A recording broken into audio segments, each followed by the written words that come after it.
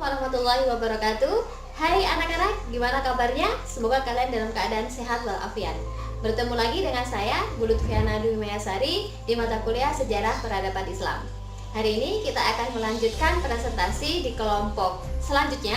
Silahkan diperhatikan, dan jika ada pertanyaan akan kita diskusikan di forum diskusi. Selamat menyaksikan. Assalamualaikum warahmatullahi wabarakatuh.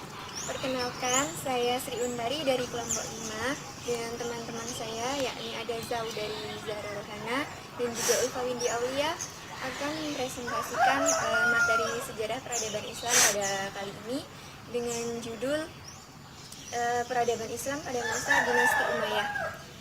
Nah, pada kesempatan kali ini saya kebagian menjelaskan tentang sejarah berdirinya Dinasti Umayyah. Langsung saja akan saya jelaskan. Yang pertama, seperti yang kita tahu, Dinasti Umayyah itu dipimpin oleh seseorang yang bernama Muawiyah. Beliau pertama kali masuk Islam pada masanya itu bertepatan dengan peristiwa Fatu Makkah. Nah, selanjutnya beliau merupakan seorang gubernur di Damaskus yang berhasil menjabat selama 2 kali periode kepemimpinan Khulafaur Rasyidin, yakni pada masa Utsman bin Affan dan Umar bin Khattab. Beliau merupakan orang yang sangat penting pada masa itu sehingga berhasil menjadi gubernur dua periode pada masanya. Kemudian, mengapa beliau bisa menjadi seorang pemimpin pada masa itu? Karena pada saat itu Hasan bin Ali, atau seperti yang kita tahu beliau merupakan cucunya Nabi Muhammad SAW, menyerahkan kekhilafahannya kepada Muawiyah, karena pada masa itu perselisihan yang terjadi antara ayahnya, yakni Ali bin Abi Thalib, dengan Muawiyah semakin memanas.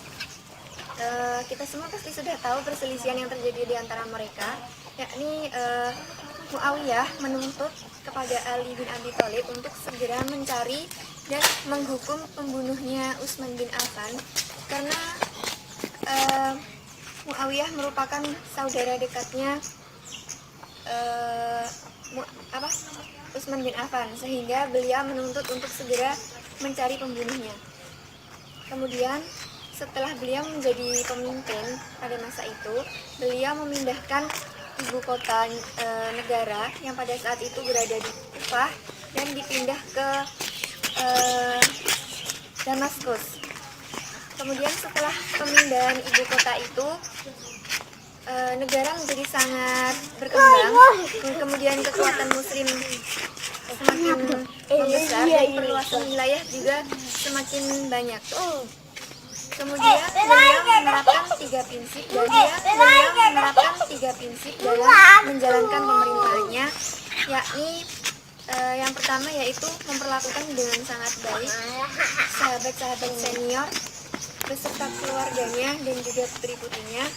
Yang kedua adalah beliau memaksimalkan keamanan negara pada masa itu, karena keamanan negara merupakan hal yang sangat penting pada masanya. Kemudian yang terakhir adalah prinsip menangani secara langsung persoalan-persoalan yang terjadi di dalam negaranya.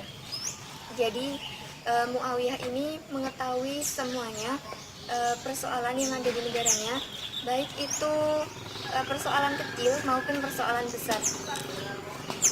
Kemudian berkat kepiawaiannya dalam memimpin sebuah negara, beliau berhasil membuat negaranya itu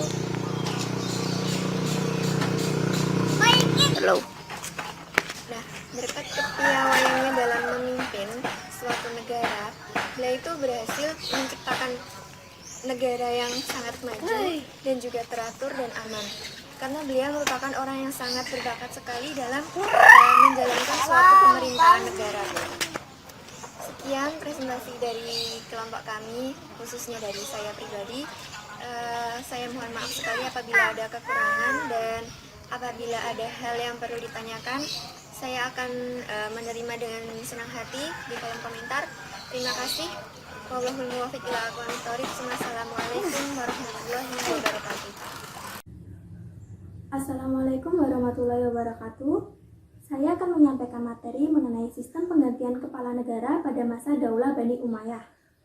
Setelah Khalifah Ali bin Abi Thalib wafat, bentuk pemerintahan kekhalifahan telah berhenti dan dilanjutkan dengan bentuk pemerintahan kerajaan, yakni kerajaan Bani Umayyah, yaitu dinasti Umayyah.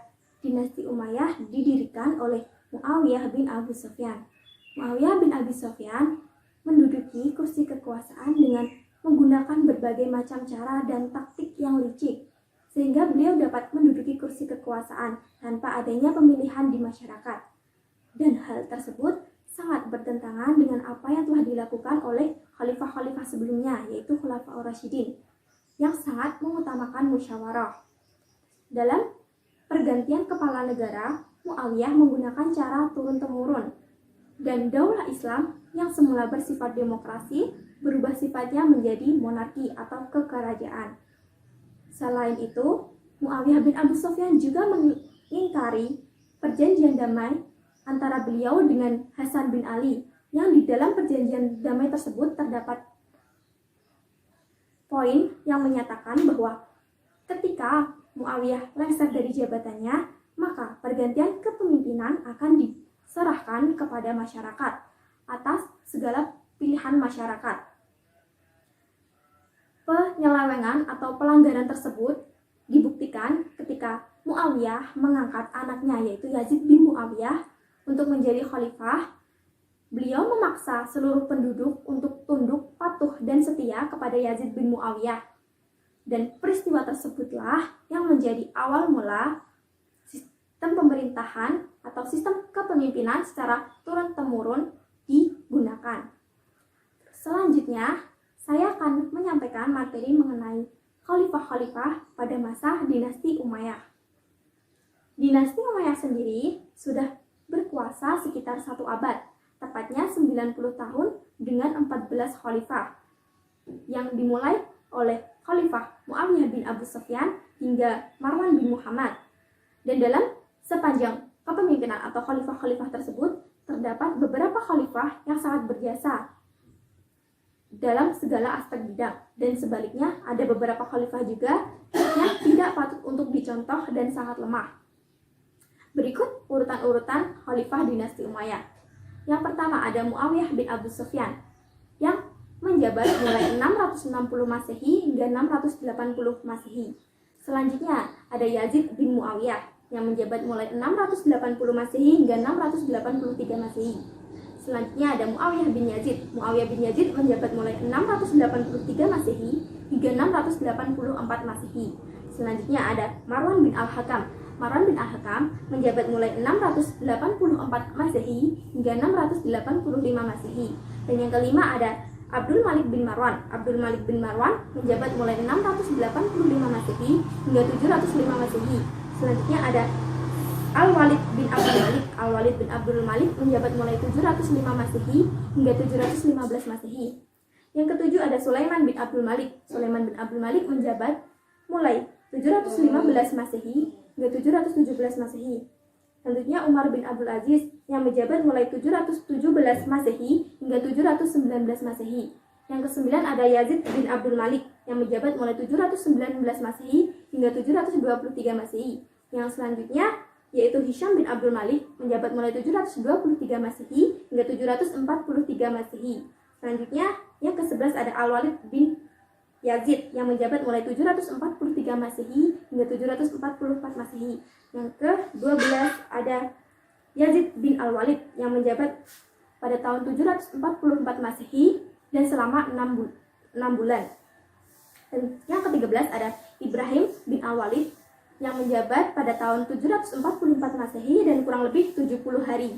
Dan yang terakhir ada Marwan bin Muhammad yang menjabat mulai dari tahun 744 Masehi hingga 750 Masehi.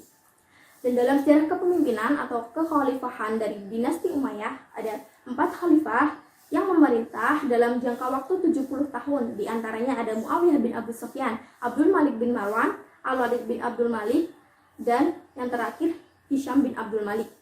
Dan sisanya 10 khalifah sisanya menjabat dalam jangka waktu 20 tahun.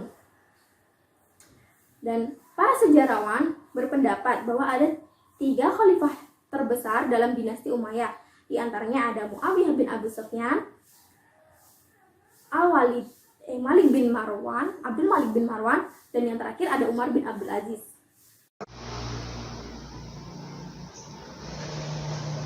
Perluasan wilayah dinasti Umayyah. Sebagai dinasti yang besar, dinasti Umayyah melakukan beberapa perluasan wilayah untuk memperluas wilayah kekuasaannya. Yang pertama yaitu perluasan penaklukan Romawi di Asia Kecil sampai dengan pengepungan Konstantinopel dan Laut Tengah. Penaklukan ini dimulai pada masa Khalifah Muawiyah bin Abu Sufyan. Yang kedua, penaklukan wilayah Afrika Utara hingga Spanyol. Penaklukan ini dimulai pada masa Khalifah Al-Walid bin Abdul Malik. Yang telah kita ketahui bahwasannya Spanyol ditaklukkan oleh seorang panglima yang sangat terkenal yaitu Tariq bin Ziyad hingga mencapai banyak wilayah di sebagian besar Eropa. Yang ketiga, penaklukan wilayah timur, yaitu penaklukan diteruskan sampai Sinat dan bagian selatan. Namun, pada penaklukan wilayah timur ini, warga di daerah Sind dan India banyak melakukan pemberontakan. Namun, pada daerah ini tidak mengalami kekacauan pada masa Khalifah Al-Walid bin Abdul Malik.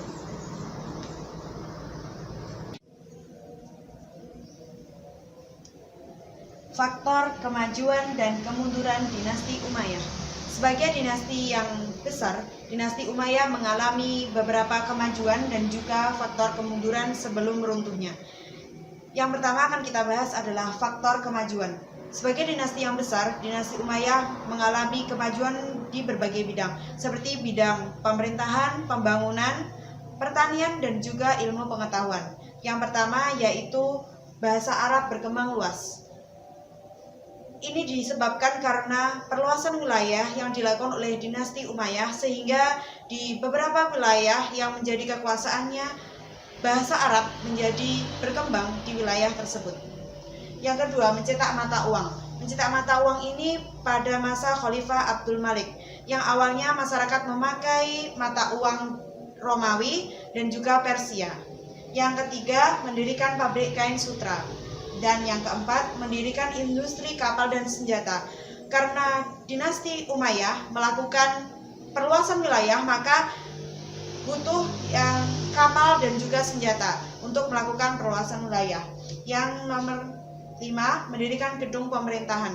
Sebagai dinasti yang besar, menteri-menteri ataupun departemen-departemen sangat membutuhkan yang namanya perkantoran dan gedung pemerintahan. Yang keenam, membuat kitab undang-undang dan hukum.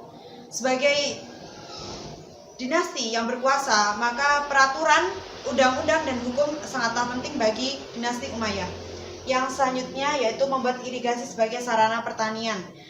Hal ini dibutuhkan karena irigasi sangat penting untuk pertanian, perkebunan bagi masyarakat yang berada di wilayah kekuasaan dinasti Umayyah. Yang nomor 8, membangun kota Basrah dan Kufah sebagai pusat perkembangan ilmu dan adab. Yang selanjutnya, membuat administrasi pemerintahan dan pembukuan keuangan negara. Ini berupa Baitul Mal yang telah didirikan oleh Khulafaur Rasyidin. Yang selanjutnya yaitu mengembangkan ilmu dan peternakan. Dinasti Umayyah terkenal dengan perkembangan ilmu pengetahuan dan juga ilmu peternakan. Selanjutnya adalah faktor kemunduran. Faktor kemunduran ini disebabkan karena adanya yang menyebabkan dinasti Umayyah runtuh dari masa keemasannya. Yang pertama yaitu sistem pergantian khalifah melalui garis keturunan atau sistem monarki yang membuat masyarakat Arab sedikit ada rasa kecemburuan dan juga perebutan kekuasaan antara saudara. Karena salah satu dari mereka akan merasa bahwa saya lebih berhak menjadi khalifah, saya lebih berhak menjadi pemimpin. Yang selanjutnya itu latar belakang terbentuknya dinasti Umayyah yang dilatar belakangi oleh konflik politik. Dinasti Umayyah telah kita ketahui bahwasanya dinasti Umayyah dibentuk karena adanya konflik politik antara Muawiyah bin Abu Sufyan dengan Ali bin Abi Thalib. Dan dinasti Umayyah berdiri karena adanya konflik tersebut. Yang selanjutnya yaitu adanya pertentangan etnis antara Bani Qais dan Bani Khalaf. Ini menyebabkan dinasti Umayyah sulit bersatu karena adanya perselisihan dan juga percecokan ataupun pemberontakan dari masing-masing kabilah. Yang selanjutnya, lemahnya pemerintah dinasti Umayyah. Ini terjadi pada akhir-akhir masa keemasan dinasti Umayyah. Yang awalnya dinasti Umayyah dipimpin oleh seorang khalifah yang kuat, yang cerdas, namun pada akhir masa kejayaannya dinasti Umayyah mengalami kemunduran dan juga kelemahan disebabkan oleh pemimpin yang kurang cakap. Selanjutnya yaitu munculnya kekuatan baru, yaitu dinasti Abbasiyah yang dipimpin Abu Abbas As-Saffah. Dinasti Abbasiyah didirikan oleh Abu Abbas As-Saffah yang didukung 100% oleh masyarakat yang kurang berkenan dengan kepemimpinan dinasti Umayyah, dan juga didukung oleh kaum Syiah yang merupakan pendukung setia Ali bin Abi Thalib yang tidak setuju dengan pemerintahan Umayyah yang didirikan oleh Muawiyah bin Abu Sufyan. Sekian, terima kasih. Wassalamualaikum warahmatullahi wabarakatuh. Bagaimana anak-anak? Sudah bisa dipahami materi dari presenter? Ya, setelah ini kita akan diskusi di grup yang telah kita sepakati. Dan jika ada pertanyaan, sanggahan maupun tambahan terhadap materi yang telah dipresentasikan, akan kita bahas di forum tersebut. Terima kasih. Saya akhiri perkuliahan kita hari ini. Assalamualaikum warahmatullahi wabarakatuh.